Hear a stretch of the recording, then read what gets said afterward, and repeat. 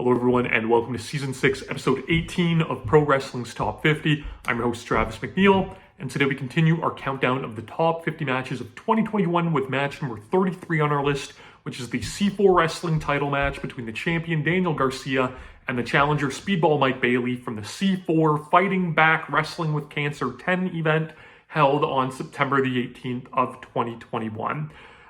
This match was really exciting when it happened because although, we're clearly not out of the COVID-19 woods yet, from, a Canadian standpoint, it kind of felt like, things are slowly starting to progress back to normal, and this match kind of like ushered that in a little bit. So there's a lot going on here. C4 Wrestling, they run out of Ottawa, Ontario, Canada. They are a wonderful promotion. They are ran by wonderful people. I love them with all of my heart. I have shamefully never been to a C4 show live. I hope to rectify that someday, when COVID is completely went away. But how they've handled, in my opinion, running shows during the pandemic, have, head and shoulders been above any other wrestling promotion that I've seen. They were very cautious. Yes, we had, stronger regulations here in Canada than we did in the States, which led to, a prolonged period where they couldn't run at all. They are now back to running shows, but are still, showing a lot more caution than I think any other independent wrestling promotion is doing. So I tip my hat to them for that. Prior to, the pandemic, Daniel Garcia had just won the C4 Wrestling Championship from Josh Alexander. We've talked, so much about Daniel Garcia already in the countdown for this year. He was kind of the new breakout indie guy leading to his AEW run. His C4 title reign was, or win, I should say, was kind of like the start of that. Even though he really didn't get to defend the title in C4 at all, he would make, sporadic title defenses in other promotions, most notably his match with Kevin Koo at, in IWTV's WrestleMania weekend festivities in 2021. So, he was getting out there, but, unfortunately, what should have been this amazing title run, he never really got it. Speedball Mike Bailey is someone that in 2022, I'm sure that a lot of you are familiar with him absolutely ripping up the US indie scene, as well as being, a big star in Impact Wrestling. Speedball is someone that unfortunately had a very long 5-year period where he was banned from the US. A damn shame, because he should have so much more recognition than he is. He's one of the best independent wrestlers going. I've been a huge fan of him from when I first saw him way back in late 2007, early 2008 in the Montreal indie scene. He is a wonderful human being, a wonderful pro wrestler, and I'm so excited to see him, start to get these opportunities, and I want to see him in New Japan, and I want to see him in AEW. I want to see him everywhere humanly possible because he is so good. So this is a match that, although these two had wrestled previously, this is a match, on a big show, C4's big return for a great cause. If you're unfamiliar with Wrestling with Cancer, it is a benefit that proceeds go to the Canadian Cancer Society.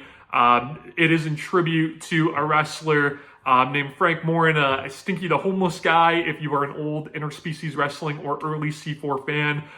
He was a wonderful human being. I only had the opportunity to interact with him in person once, but he was so kind. He was so giving. I had a lot of my friends with me that were not wrestling fans that I dragged to a wrestling show when we were in Montreal for a trip. And he gave all of my friends free Stinky the Homeless Guy t-shirts and really made them, part of the show and part of the atmosphere. And it was so great. He unfortunately passed away, but C4, they do such a great job every year, when they're able to run, to fundraise, for the Canadian Cancer Society. Such a wonderful cause. Shout out to my friend John Blood, New Legacy Inc. I'm going to be honest, I'm not, super into the whole video game Twitch world. But my dude, who I've known for quite some time through the CZW Fans message board, he is basically a Twitch celebrity. I love it. They do these big live streams every year with the proceeds going towards the Canadian Cancer Society as well. what an individual he is. He bought my son a Turbo Man action figure for Christmas. I love you, John. If you happen to see this, keep doing amazing things. I'm very proud of you. I'm very proud of C4. I'm very proud of Canadian independent wrestling. And I'm very proud of this match. It's so good. I've talked at length about Daniel Garcia and how great he has been throughout the year. Speedball, that this match kind of propelled him, as he was finally able to make his U.S. return. So you put these two guys together, similar but different styles, you're going to get a great match. So great, in fact, that Pro Wrestling Guerrilla ran this one back in the finals of the 2022 Battle of Los Angeles tournament, which unfortunately I haven't seen yet, but hoping to soon. I can't wait to get to it.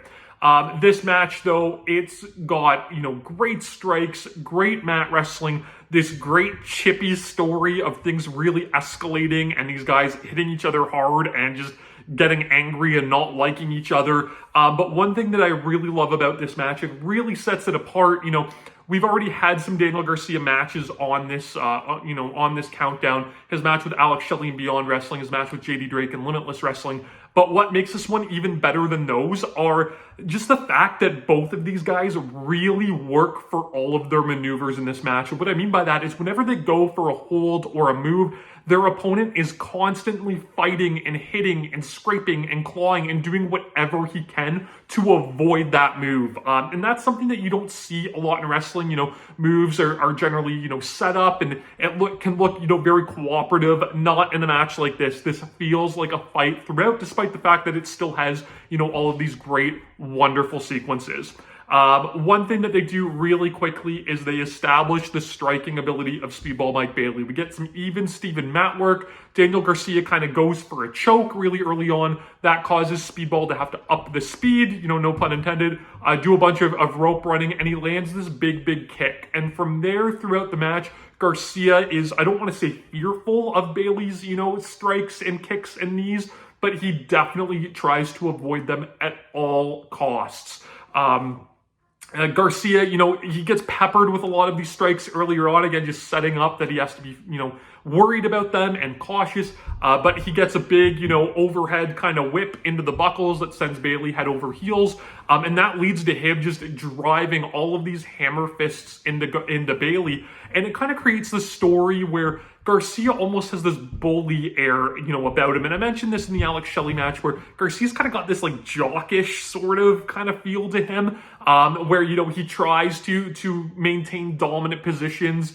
And, he's got this disrespectful kind of arrogant air about him because he knows he's tough and he knows he's good. And he's going to try to flex that where he can. And he certainly does this in this match.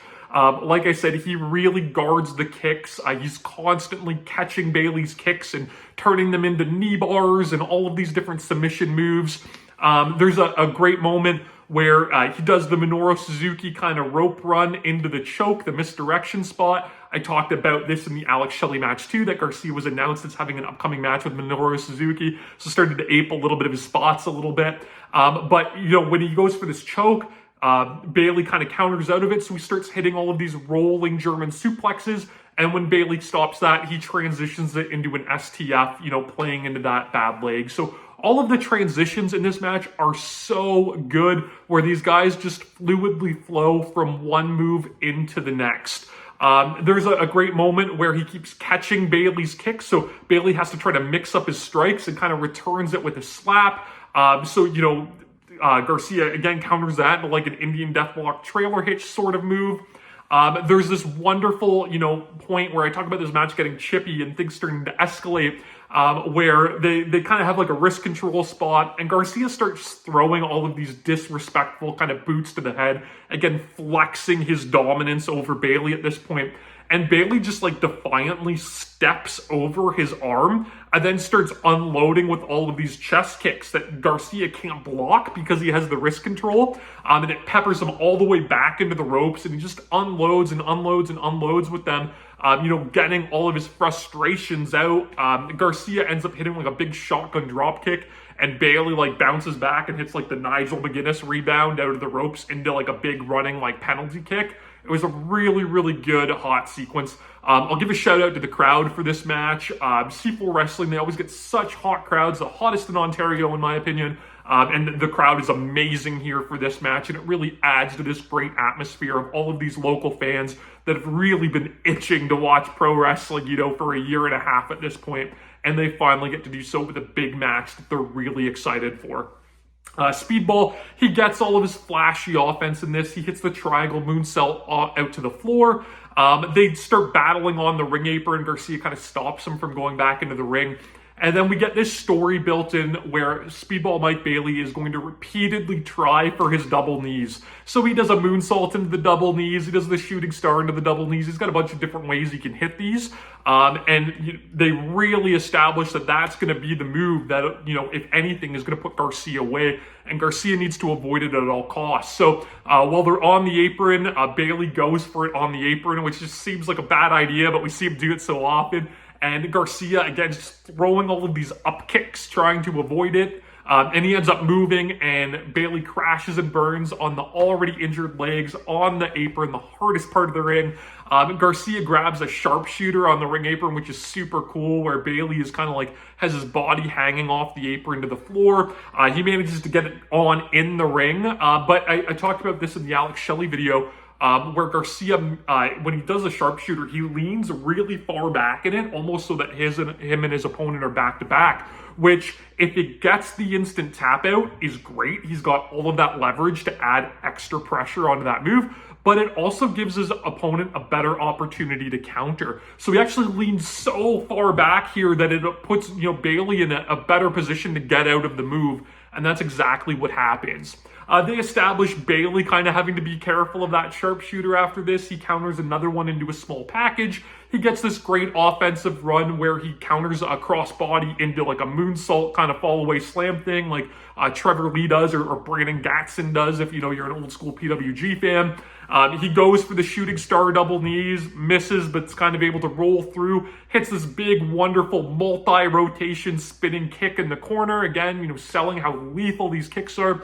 Then he hits his signature flamingo driver, which is like this awesome kind of like leg-locked Joker driver, Rubik's Cube sort of thing out of the corner. And again, Garcia is so great just trying to punch his way out of that move the entire time. That really adds to this great struggle.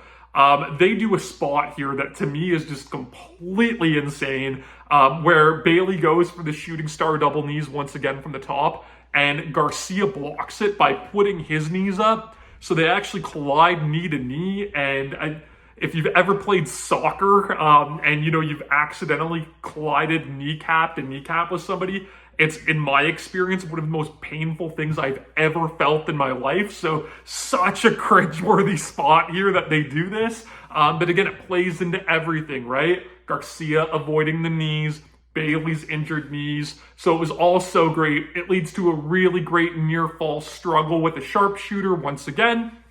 And we end to this just great chippy sequence where both guys are on their backs just throwing kicks at each other.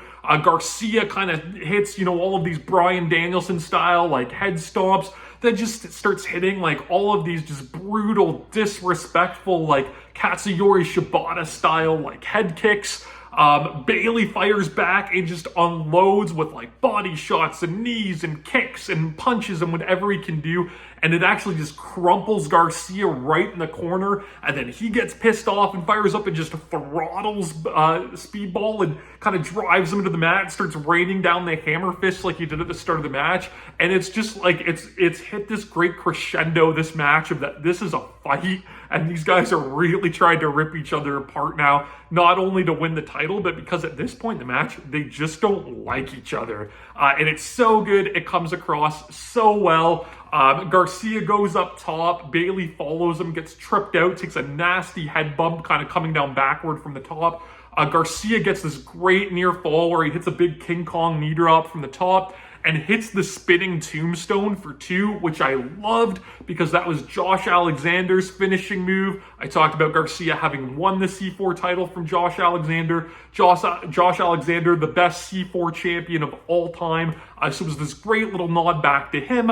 When that only gets a 2, he goes for Josh's other finishing move, the appropriately named C4 Spike, the double underhook Tiger Driver 98. But finally, Bailey is able to sweep out the legs, hit the moonsault double knees that he's been trying for all match, hits a big buzzsaw kick, going back to that kick that they established so early in the match. Again, they tie in this, arrogant, jockey, egotistical side that Garcia has, where he just so defiantly no-sells the head kick and gets blasted with another one. Bailey goes up top and finishes it off with the ultimate weapon, the green tea plunge, whatever you want to call it, the shooting star double knees. But it's so good how they hit it, because rather than Garcia just lie there and take it, he's trying to pull himself up on the ropes as he gets nailed with it. Such a great finish, such a great match. We get this great, post-match thing where I don't think it was really any surprise that Garcia lost the title. At this point, it was out there. He'd signed his AEW contract, had started competing in like main event level matches for AEW. But it's a great moment where he hands the belt over to Mike Bailey, and, passes that torch to the new champion. And like I said, this, would spring Speedball back into the US, where he's just ripping it up, still killing it in C4 too as the champion.